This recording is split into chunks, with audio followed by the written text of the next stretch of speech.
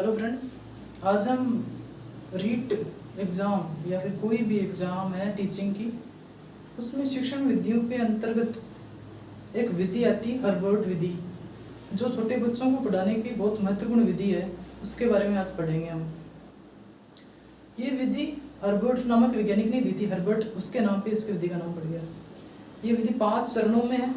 इसके 5 चरणों की एक ट्रिक है, उस ट्रिक को मैं आपको बताऊंगा। उससे आप इस भूलोगे नहीं इस विधि के 5 चरणों को, और उनके बारे में डिटेल भी बताऊंगा। बस 5 मिनट में आप इस 5 मिनट में इस विधि को आप सही से समझ लोगे। चलिए शुरू करते हैं। हर्बर्ट विधि के ट्रिक क्या है? पतासा। अब ये कैसे याद रखोगे? पतासा, आप पतासा में प से प्रस्तावना और प्रस्तुतिकरण 2 चीजों को पकड़ लो, ठीक है? प्रस्तावना और प्रस्तुतिकरण।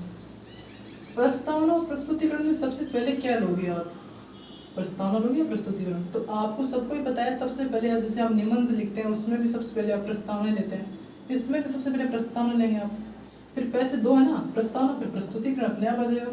फिर ता से तय लेना आपको तुलना, फिर सा से सामान्यीकरण, और फिर आखिर वाला प्रयोग आपको वैसे याद रखना है कि आखिर में क्या है? प्रयोग ही होता है। आखिर में क्या करते हैं? सब काम करने के बाद उसका प्रयोग ही करते हैं, ठीक है? और 4 आप वैसे याद इस ट्रिक से याद रखोगे। प से प्रस्तावना, प्रस्तुतिकरण, तय से तुलना, और सा से सामान्यीकरण, और आखिर वाला प्रयोग वाला हो ही रहा है। वैसे भी आखिर में सबसे पहले आखिर में सबसे प्रयोग ही होता है, ठीक है? अब हर चरण के बारे में जानकारी लेंगे। पहला चरण है प्रस्तावना। प्रस्तावना में क्या होता है? प्रस्तावना जैसे आप गए बच्चों के सामने और आपने प्रस्तावना उसमें बच्चों से वो प्रश्न पूछे जो उनके पूर्व ज्ञान से आधारित हो। पूर्व ज्ञान क्या? जो बच्चों को ज्ञात हो। जैसे मैं बच्चों से प्रश्न पूछता हूँ, बच्चों बताओ गाय हमारी क्या है? बच्चे बताएंगे माता है। उनको पता है ये चीज़ पहले से, पूर्व ज्ञान से आधारित है। फिर पूछेगा उससे टीचर की, बच्चों बताओ गाय क्या खाती है?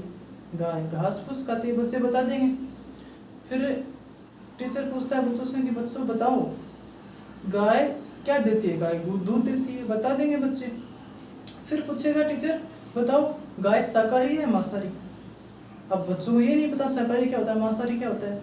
तो समस्यात्मक प्रश्न आ गया ना, समस्यात्मक प्रश्न तक पूछते रहो आप उनको। समस्यात्मक प्रश्न आ गया।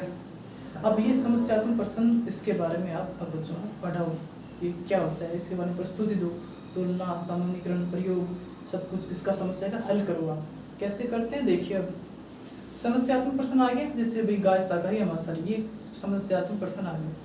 अब प्रस्तुतिकरण, इसमें क्या होता है? जो अपने समस्यात्मक प्रश्न किया ना उसका उद्देश्य कथन लिखेंगे। उसमें उद्देश्य कि भाई क्या होता है इसका उद्देश्य, उसके बारे में बताएंगे हम। फिर प्रस्तुति देंगे उसके बारे में बताएंगे, शाकाहारी मांसाहारी क्या होता है, गाय क्या होती है, सब कुछ बताएंगे, ठीक है? उसके बाद तुलना में कोई कठिन शब्द आ रहा है उस हम जो पाठ पढ़ा रहे हैं, जो लिया आपने टॉपिक, तो उसमें क्या है? तुलना में क्या होता है? कठिन शब्दावली का निवारण होता है। कोई कठिन शब्द आ गया तो उसके बारे में समझाएंगे बच्चों को, ठीक है? सामान्यीकरण में प्रश्न पूछते हैं, मतलब कि सब कुछ हो गया, कठिन शब्दावली और पाठ को पढ़ा भी दिया। फिर प्रश्न पूछेगा टीचर बच्चों से कि आ तो रहा है क्या बच्चों को। फिर आखिर में प्रयोग के लिए क्या करेगा? गृह कार्य दे देगा या फिर अभ्यास कार्य दे देगा। ये जो हर्बर्ट विधि है ये पाठ योजना में बहुत महत्वपूर्ण विधि है। पाठ योजना, कोई पाठ है उसकी योजना बना रहा है अध्यापक, और वो पढ़ाएगा टीचर जो है बच्चों को, उसके बारे में है हर्बर्ट विधि।